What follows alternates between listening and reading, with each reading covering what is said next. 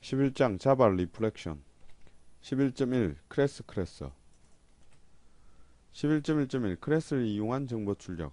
먼저 리플렉션의 정의부터 보도록 하겠습니다. 리플렉션이라는 것은 객체를 통해서 클래스의 정보를 분석해내는 기법이라고 정의를 내리고 있습니다. 이 말뜻을 조금 더 자세히 알아보도록 하겠습니다. 일단 우리가 객체를 생성하기 위해서는 이와 같이 데이터 클래스가 있다 가정하고 이와 같이 데이터 D 이꼬르 뉴 데이터 이와 같은 형식으로 객체를 생성할 겁니다.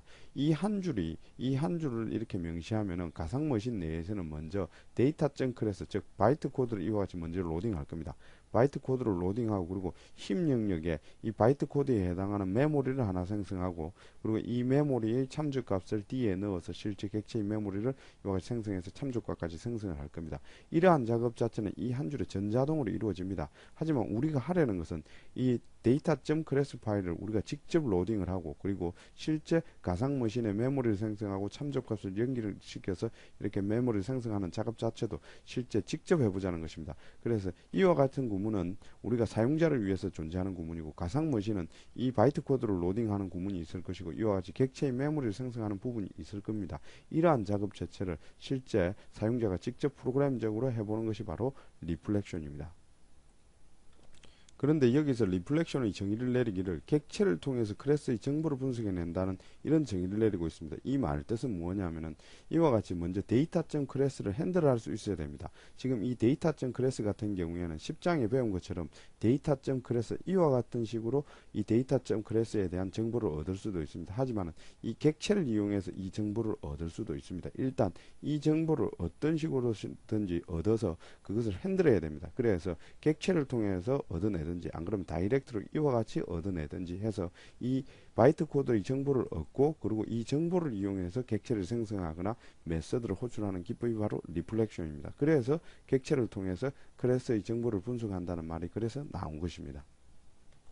리플렉션을 프로그램하기 위해서는 일단 이 바이트 코드 정보를 어떤 식으로든지 얻어내야 됩니다. 이것을 얻어내서 하나의 객체 형식으로 핸들하는데 그것이 바로 클래스입니다. 일단 이 데이터.클래스 이와 같이 해서 클래스 객체를 얻을 수가 있습니다. 이렇게 하면은 이 데이터 클래스 자체를 통째로 얻은 거나 마찬가지입니다. 그러면은 여기서 메서드라든지 멤버 필드라든지 생성자, 슈퍼클래스, 인터페이스 이와 같은 정보를 얻어낼 수가 있습니다. 실제 우리가 하려는 것은 이 데이터.클래스를 가지고 메서드를 호출하거나 객체를 생성하거나 멤버 필드에 접근하려는 그것을 하려는 것입니다. 일단 그것을 하기 위해서는 이 클래스가 필요합니다. 그리고 메서드 정보를 얻어내야 되겠죠. 그래서 get method라고 해서 메서드 정보를 얻어내고 있습니다. 그리고 get field라고 해서 필드 정보를 얻어내고 있습니다. 그리고 get constructor라고 해서 생성자 정보를 얻어내고 있습니다. 그리고 인터페이스와 슈퍼클래스 정보도 얻어내고 있습니다. 여기서는 단순히 정보만 얻어내고 있는데요. 이 정보를 가지고 실제 메서드를 호출하거나 객체를 생성하거나 메서드를 호출하거나 멤버 필드에 접근을 할 수가 있습니다. 11.1.2 클래스 정보 출력 예제. 우리가 실제 바이트 코드 즉 클래스를 가지고 객체를 생성하거나 메서드를 호출하기 위해서는 그 클래스 내에 들어있는 정보를 먼저 추출해낼 수 있어야 됩니다. 그래서 여기서는 클래스 내에 있는 정보를 추출하는 예제를 보도록 하겠습니다. 일단 클래스를 얻어내기 위해서 이와 같이 integer.class라고 해서 클래스 객체를 하나 얻어내고 있습니다. 이렇게 하면 이 C 내에는 인티저의 모든 정보가 다 들어있다고 생각하시면 됩니다. 그리고 이 클래스를 이용해서 이와 같이 get interface라고 해서 인터페이스 정보를 배열 형식으로 얻어내고 있습니다. 그리고 get constructor라고 해서 생성자 정보를 배열 형식으로 얻어내고 있습니다. 그리고 method라고 해서 메서드 정보를 필드즈라고 해서 필드 정보를 얻어내고 있습니다. 여기서 배열 형식으로 얻어내는 이유는요. 인터페이스가 여러 개 구현되어 있을 수도 있고 그리고 생성자도 오버로딩으로 여러 개 있을 수 있으면 메서드는 당연히 여러 개 있겠죠. 멤버 필드도 여러 개 있을 수 있기 때문에 전체가 다 배열 형식으로 얻어내고 있습니다. 정보를 얻어냈다면 실제 그 정보를 출력해 보도록 하겠습니다. 출력하는 방법은 배열이기 때문에 단순히 배열로 포문을 돌면서 그 객체 자체를 출력하면 그 정보가 출력되도록 되어 있습니다. 일단 인터페이스 같은 경우 인터페이스의 배열의 크기만큼 인터페이스 객체 그 자체를 그냥 출력을 하고 있습니다. 생성자도 마찬가지로 생성자의 배열의 크기만큼 생성자를 그냥 출력을 하고 있습니다. 그리고 메서드도 이와 같이 출력을 하고 그리고 필드도 이와 같이 출력을 하고 있습니다.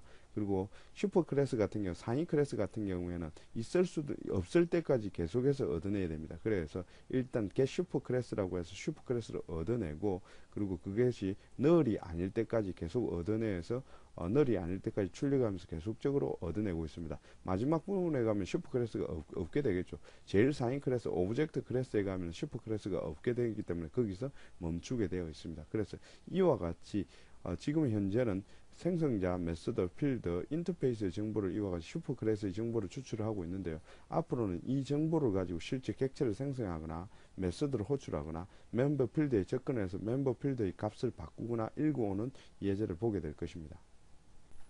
11.1.3 정적 바인딩 클래스. 여기서는 정적 바인딩 클래스에 대해서 알아보겠습니다. 일단 리플렉션도 정적 바인딩 리플렉션이 있고 동적 바인딩 리플렉션이 있습니다. 진정한 의미의 리플렉션은 정적 바인딩이 아닌 동적 바인딩 리플렉션이 진정한 리플렉션입니다. 그렇기 때문에 정적 바인딩을 알아야만이 동적 바인딩 리플렉션을 이해를 할 수가 있습니다.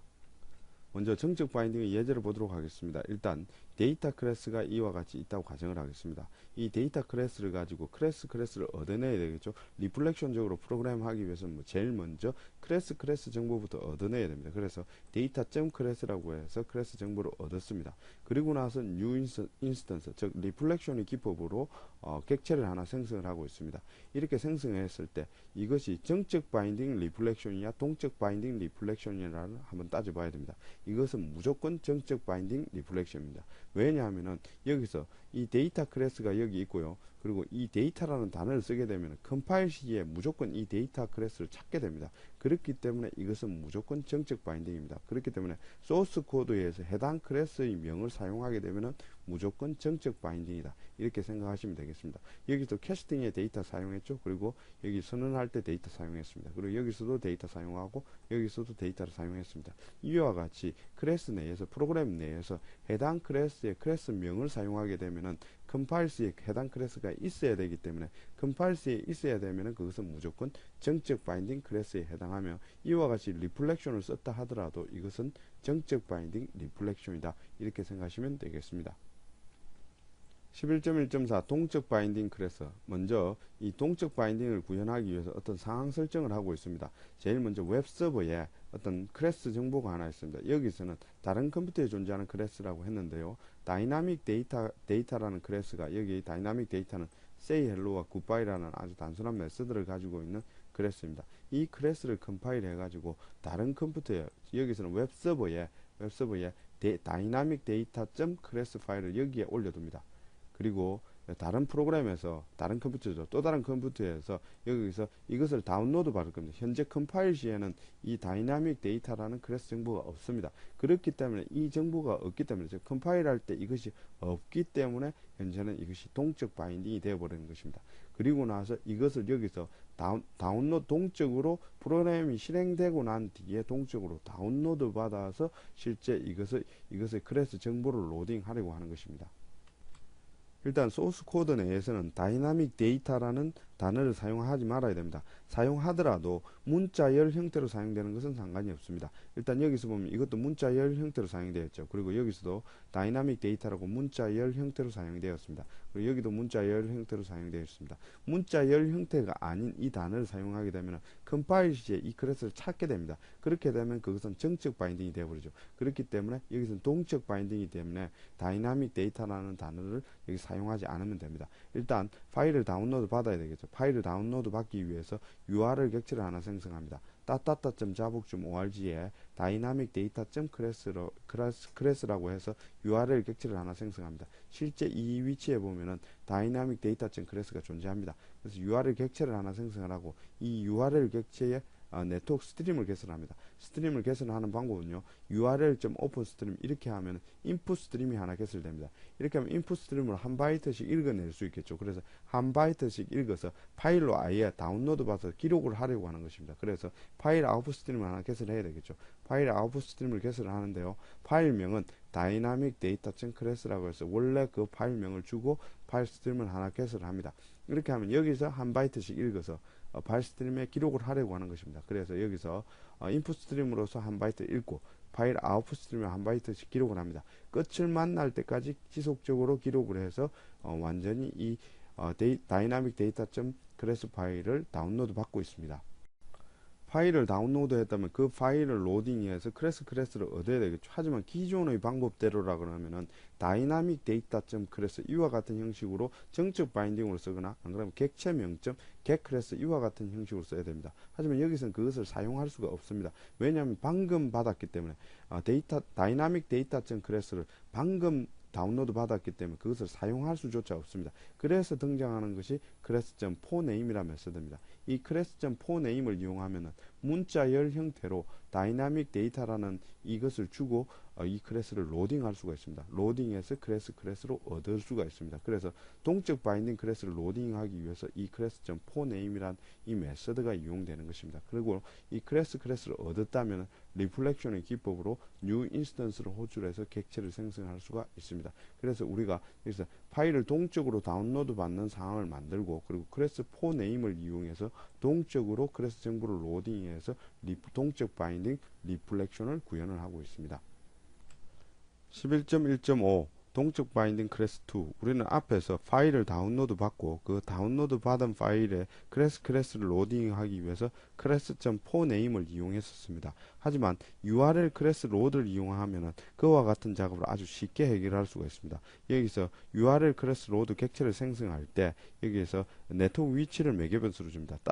자북 org를 이와 같이 배열 형식으로 매개변수로 던져주면 이 위치에 있는 URL 위치에 있는 클래스를 실제 다이렉트로 로드를 할 수가 있습니다. 그래서 로드 클래스라는 메서드를 이용해서 다이나믹 데이터라는 이 클래스를 실제 이와 같이 로드를 할 수가 있습니다. 앞에서 한 작업을 이와 같이 세 줄에 끝낼 수가 있는 것입니다. 그래서 앞으로는 이 앞에서 사용하던 이와 같은 기법으로 사용하는 것이 아니라 이 방법으로 클래스 네트워크에 있는 클래스를 로딩하도록 하겠습니다. 그 뒷부분은 리플렉션 기법으로 뉴 인스턴스에서 그 객체를 출력하는 부분은 동일합니다.